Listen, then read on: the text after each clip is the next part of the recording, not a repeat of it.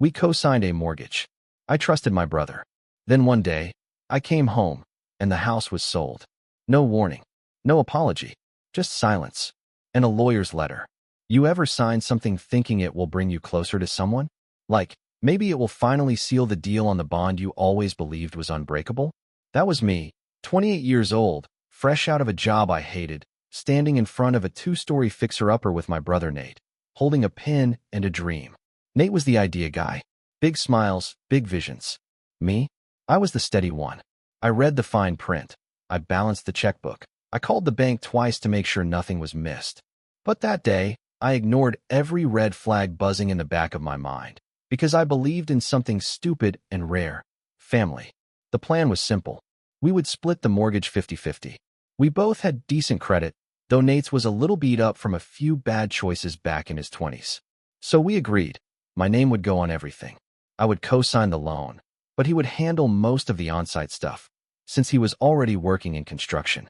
I would contribute cash and cover bills when I was out of town for work. It sounded fair at the time. We shook hands on it, like kids playing house. Back then, the house felt like more than just property. It felt like a turning point, a shared start, a second chance.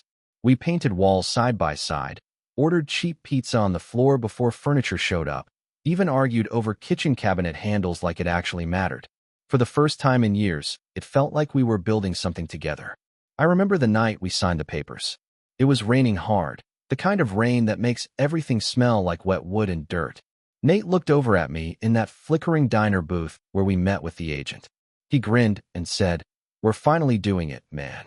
I laughed and told him we were officially grown-ups. He said, "Nah, just two idiots with a mortgage." We clinked coffee mugs like idiots and walked out into the rain with soaked shoulders and full hearts. What I did not know, what I could not have known, was that years later, that signature would come back like a ghost. And it would not just haunt me. It would tear everything apart. Because trust is not a switch you flip off when someone crosses the line. It is a slow unraveling. And back then, I did not see a single loose thread. But they were there. Oh, they were there. And they were already pulling. It started small. The kind of small you almost talk yourself out of noticing. Nate stopped answering texts as quick. Said he was slammed at work. Fine. I got that. Then he stopped sending receipts. At first, we were both splitting utilities down the middle. We even had a spreadsheet. But after the first year, that spreadsheet got dusty. I would ask for the water bill, and he would say, "Already paid it," but never showed proof. Told me to stop stressing. "We're family," he said. Funny how people say that like it is supposed to be comforting. Like it makes them bulletproof. I did not want to start fights. So I paid my half and hoped for the best. I was living out of state by then, taking contract work, electrical wiring gigs, long hours, bouncing between cities. I had always been the one trying to get ahead. Nate was the one figuring things out. Every time I came back, the house looked different. Not always better. Sometimes messier. Once, I came home and found a wall knocked out between the kitchen and dining room. No warning, no heads up. He said he was opening up the space. I asked if he pulled a permit. He said permits were for suckers. I should have known then. But I let it go. Because deep down, I still saw him as the kid who shared his Halloween candy with me even when mom forgot to buy mine.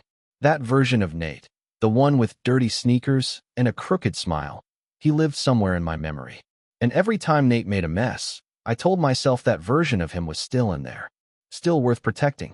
Then came the phone calls I was not supposed to hear. I had flown in for a long weekend. Nate was out back, pacing with his phone. I caught one line through the open window. "No, he still thinks we own it together. Chill." That one sentence hit me like a slap I never saw coming. I stepped back, heart pounding. Thought about confronting him right then. But I didn't. I waited. Told myself maybe I heard it wrong. Maybe he meant someone else. You see what I was doing, right? Making excuses. Giving him rope. What I did not know was that he had already built a noose. It was a Tuesday when the letter showed up. Just a plain envelope, nothing special. No return address, just my name in blocky print and my apartment number scrawled a little too confidently. I was home between contracts, finally catching my breath for once. Figured it was junk mail or maybe something from a bank. I almost tossed it without opening. But something told me, something deep in my chest, to take a closer look. Inside was a single page. No greeting. No signature. Just notice of sale confirmation, 1376, Whitley Drive. And beneath it, words that did not make sense at first. The property has been transferred and the deed recorded. Buyer assumes full rights effective May 1st. I read it once, then again.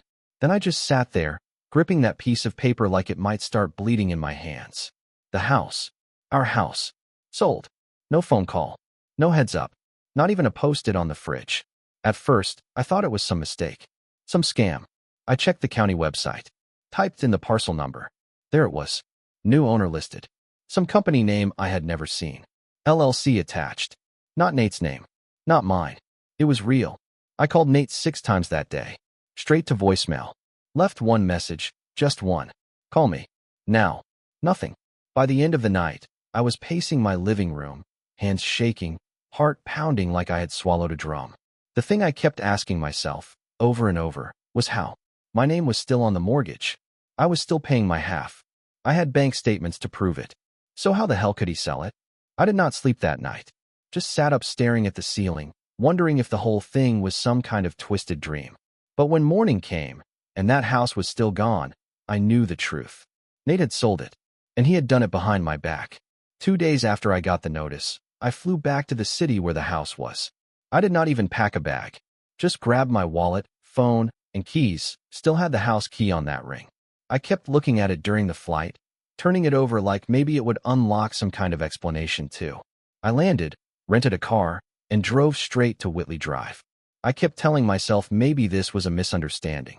Maybe Nate had just refinanced, and the notice was worded weird. Maybe the LLC was a shell. Maybe anything except what it really was. But the second I turned onto the street, my stomach dropped. The yard was different.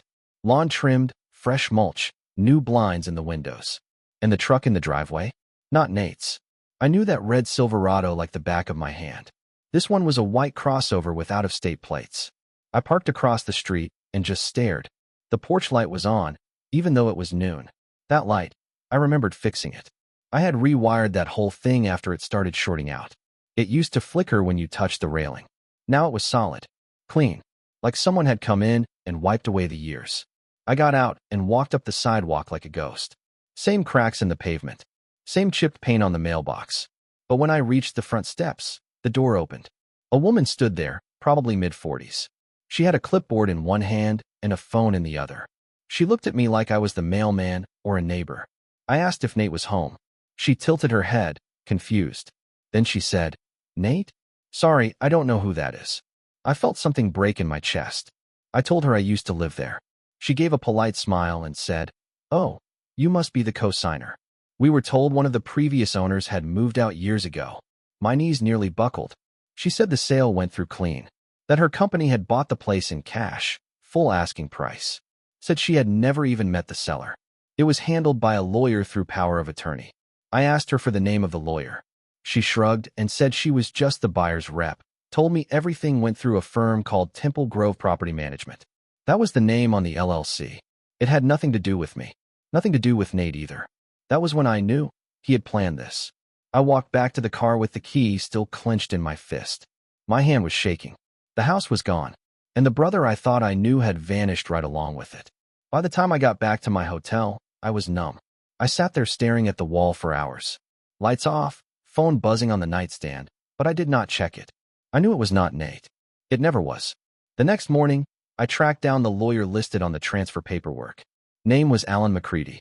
Office on the edge of downtown. I showed up unannounced, stormed past the receptionist before she could stop me. McCready looked like every guy who ever sold a timeshare. Slick hair, 2 white teeth, a smug smile that said he thought he had the world figured out. When I told him my name, he blinked once and leaned back in his chair like he had been expecting this. I told him I co-owned the house on Whitley Drive. I told him I had never signed a release or deed, that the sale was a fraud. He nodded like he had heard this story before and calmly said, "Your brother had full authority to act as sole seller through a notarized limited power of attorney." My mouth went dry. Apparently, 2 years back, while I was out working in Phoenix, Nate had filed paperwork saying I granted him permission to manage, represent, and execute decisions related to the sale or transfer of shared property. My signature was on it. Only it wasn't. I asked to see the original. McCready hesitated, then pulled a copy from a cabinet. When I saw it, My blood went cold. It looked just like my handwriting, close enough that I started to doubt myself for half a second. But I never signed that. I never gave him power of attorney, not even in passing. We had joked about it once, after a few drinks, when I said I would not trust him with my Netflix password, let alone a house. And he laughed and said, "Good call. So how the hell was this on file?" McCready said the notary was a woman named Brenna Fields. Some local name. I asked for her info. He handed me a card, then gave this little shrug like it was out of his hands. I asked if Nate had mentioned that I was still paying half the mortgage, still paying taxes. He said, "And I will never forget this. Your brother stated you had moved on and wanted to be bought out, and that it was a verbal agreement." Verbal agreement. I walked out before I could start flipping desks. I drove straight to the address on that notary's card. It was a UPS store. No permanent office. Just a mailbox number. The whole thing stunk of cheap fraud. Sloppy fraud. But the worst part? It was working. Because now, the house was gone. And legally? It looked like I had handed it over willingly. It took 4 more days before Nate finally answered my call. I had left voicemails, texts, even messaged one of his friends on social media just to get a hold of him. I was 2 seconds from showing up at his girlfriend's work just to drag him into the daylight. He picked up like nothing was wrong. Voice smooth, casual. "What's up, man?" I sat there in the parking lot of a diner off I-84, gripping the steering wheel like it might crack in half. I told him I knew. About the house. About the fake power of attorney. About the forged signature. There was silence on the other end. Not long. Just enough to confirm everything I feared. Then he said it. "I figured you would find out eventually." That line. Like it was some overdue confession. Like he had spilled milk, not ripped my name off a deed and cashed me out behind my back. I asked him why. He said it was complicated. I said he had 5 minutes to make it simple. So he did. Or at least, he tried. He claimed he was drowning in debt. Claimed the house was more burden than blessing. Said he got an offer from a buyer who wanted to flip the place fast, and that he did not have time to track me down for signatures. Said he was trying to protect me from liability. Those were his words. I asked him how stealing my equity and forging my name was protection. He told me, "You were doing fine, man. You were always working. You got your own life. You never even wanted the house anymore." I could feel the pressure in my chest rising. That old feeling I used to get when we were kids and I caught him going through my wallet or lying to Mom's face. Back then, it always ended with a punch or a slammed door. Now, it ended with me gripping the phone in silence, feeling like something inside me had just curled up and died. I asked him one last thing, if he felt even a shred of guilt. He said, "I did what I had to do." Then he hung up. Just like that. The last thing I ever heard from my brother was that garbage excuse. I stared at the call screen for a while, then threw my phone onto the passenger seat. It buzzed once more, an email. From the property lawyer. Final documents attached. My name nowhere on them. That was the moment I knew. It was not just a betrayal. It was deliberate. Calculated. Final. I walked into the lawyer's office 2 days later with a folder stuffed full of proof, bank statements, old emails, even photos of repairs I paid for. I had everything I could find to show my involvement in that house. I laid it out in front of a real estate attorney named Claudia Reyes. No fake smiles from her. She looked over the papers like someone flipping through an autopsy. She did not sugarcoat it. "This is bad," she said. I already knew. The power of attorney? It was a fraud. But unless I could prove it was forged, prove it beyond just me saying it never happened, it would take months in court to challenge. Maybe longer. And in the meantime, the house was gone. Sold to a buyer who acted in good faith. Clean title transfer. My name? Wiped off like I had never existed. Even if I sued Nate, even if I won, I would not get the house back. Best case? I might get damages. But that meant hiring a forensic specialist to analyze the signature. Getting the notary on record. Fighting uphill for a slice of something that used to be mine. She warned me, "This could take years, and you will burn tens of thousands in legal fees doing it." I asked her what she would do. She looked at me straight and said, "Depends. You want revenge or closure?" That question hit harder than I expected. I had dreamed of Nate facing real consequences, being dragged into court, watching him squirm under oath. I imagined the look on his face when a judge called him what he really was, a liar and a thief. But I also knew how that story ends, with bills piling up, with me drained, bitter, broke, and still without the house. So I made my choice. I did not take him to court, not because he did not deserve it, but because I did not want to tie my life to his for one more second. I sent one last certified letter through Claudia. It said everything I needed it to say, in plain, cold legal terms. I knew what he did. I had documentation. I was not pursuing charges for now. But if he ever so much as used my name on a form again, I would come for him with everything I had. She sent it. I got the receipt. That was it. No courtroom. No public shaming. Just silence. That was my justice. A cold ending. Not clean. Not satisfying. But final. About 3 weeks passed. I tried to move on, but the weight of it all lingered. It clung to me in little ways. I kept opening apps to check on a mortgage that no longer existed. I still caught myself calling it our house when talking to people who asked how I was doing. The truth was, I had no clue how I was doing. Then, one afternoon, I got a knock at my door. I was living in a modest apartment above a hardware store at the time. Cheap rent. Creaky floors. Nothing like the place Nate and I once fixed up with our bare hands. The knock was soft, almost hesitant. I opened it, expecting maybe a delivery or some kid selling fundraiser candy. But it was her, Nate's ex-girlfriend. Brooke. We had never been close. We were friendly, sure, but always kept a polite distance. She stood there holding a manila envelope and a look I had not seen since my dad's funeral, like someone holding back something that hurts to say. She asked if she could come in. I let her.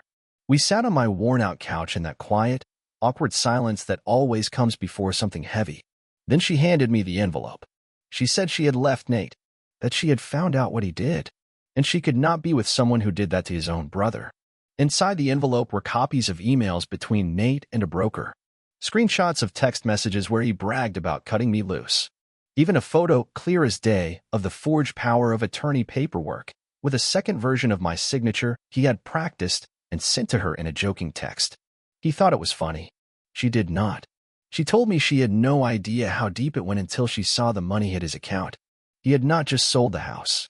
He had made a profit, tens of thousands. And then he told her they were going to start fresh. Somewhere new. Without me. I sat there in silence, reading every line. That numb feeling came back, but it felt sharper now. Then Brooke stood up. She said she was sorry. She did not ask me for anything, did not want anything. She just wanted me to know. Then she walked out and left me with the proof. Everything I had needed. Everything I had walked away from. Now sitting in my lap. That envelope sat on my kitchen table for 3 days. I barely touched it. I would wake up, walk past it on the way to make coffee, glance at it like it might explode. Sometimes I would reach for it, open it halfway, then push it aside again. Not because I was afraid of what was inside. I already knew. But because that little stack of papers forced a choice I had tried to avoid, either reopen everything I just closed, or let the thief walk away clean. I thought about revenge.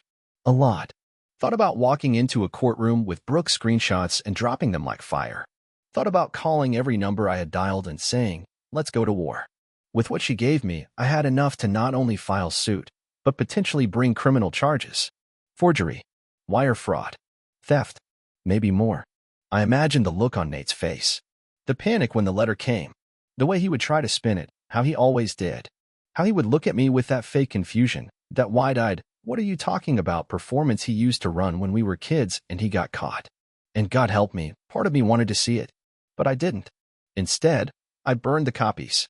One night, around midnight, I drove out to the edge of town to this old fire pit near a lake we used to camp at. I parked, lit the pages one by one, and watched them curl and turn black in the wind. Not because I was letting him off the hook, but because I was done carrying it. I realized something as I watched those flames. Taking Nate to court might have gotten me some money back, maybe a piece of the house's value. But it would have tied me to him for years, forced me to relive every lie, explain every scar, justify every time I trusted him when I should have walked. No, I had already paid enough. So I let the ashes scatter into the dark, and I whispered one last thing into the smoke. You do not get one more piece of me. That was my justice. Not the kind with gavels and verdicts. The kind that leaves no door open behind you. It has been almost a year now. Sometimes, I still drive past the old house. Not to stalk, not to linger. Just once in a while, when I am in the area. The new owners planted a row of trees out front, painted the shutters, added a little porch swing. It is a good-looking house, but it is not mine. Not anymore. Funny thing is, I do not miss the building. I do not miss the drywall or the creaky stairs Or that drafty attic where we stored broken lamps and leftover paint cans. What I miss is what I thought it meant. What I thought it stood for. Nate and I used to talk about turning the basement into a music studio. We never even played instruments. It was just one of those dumb dreams you toss around at midnight after too many beers. We thought we were building something together. A legacy, maybe. A family cornerstone. Two brothers turning screws and painting walls and fixing up a mess into something solid. But none of it was real. Not to him. It was a transaction. A long con. I was the sucker with the good credit and steady hands. He was the one smiling through it all, already planning his exit. People ask if I forgave him. I say no. Not because I am holding on to rage, but because forgiveness is something you offer to someone who is sorry. And he never was. Not once. No message. No apology. Just silence. That says everything. And yet, I am not angry like I was. Not anymore. Anger burns too fast. It leaves you hollow. But grief? Grief teaches you something. It teaches you how to build again. Not with nails or contracts or shared deeds, but with boundaries. With truth. With a better version of yourself. I live smaller now. Not in space, but in expectations. I do not hand out trust like spare change. And when I say family, I do not mean blood. I mean the people who show up. The ones who do not flinch when life gets ugly. The ones who ask for nothing, but give you everything anyway. You know what I realized? The house was never just walls and a roof. It was trust. And he sold that too.